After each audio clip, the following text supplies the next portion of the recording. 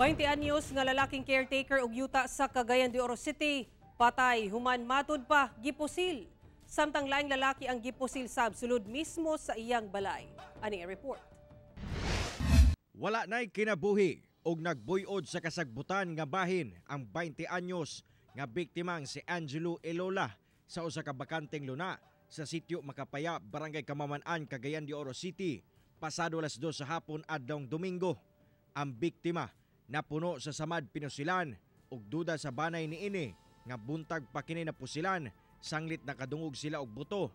Pasado alas 10 sa buntag pa, ang inahan sa biktima nakurat sa gidangatan sa anak tungod wala kuno kini kaaway sa lugar ug nanarbaho lamang kini isip caretaker og yuta. Usa lang ang ilang gidudahan nga mihimo sa krimen. Sakit ka sir, kurat gid sir kay manang nainad to. Katagi ang amo yang suspect na mo kay nilayas man sila, nawala man sila diya. Gani, wala gayod mapugngan ni Lorena og nahimong emosyonal diyang gihinumdom ang kaayo sa iyang anak. Mag-surrender ta siya. Si kaluoy.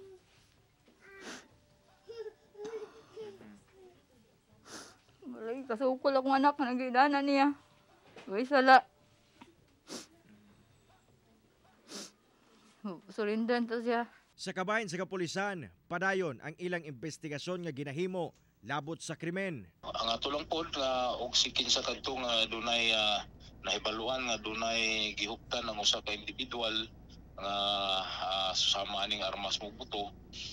Palihog lang po itaho sa atong station concern para matagaan ang mga aksyon. Samtang adlong Sabado, pasado alas 2 sa kadlawon, nakaplagan nga patay na ang 45 anyos nga biktimang si Jelly Quino.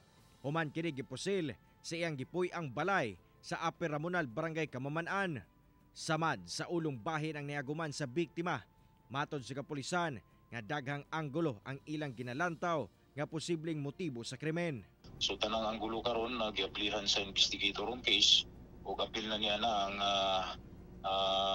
paghilambigit sa maong biktima sa illegal nga droga o dunay mga old grudges o mga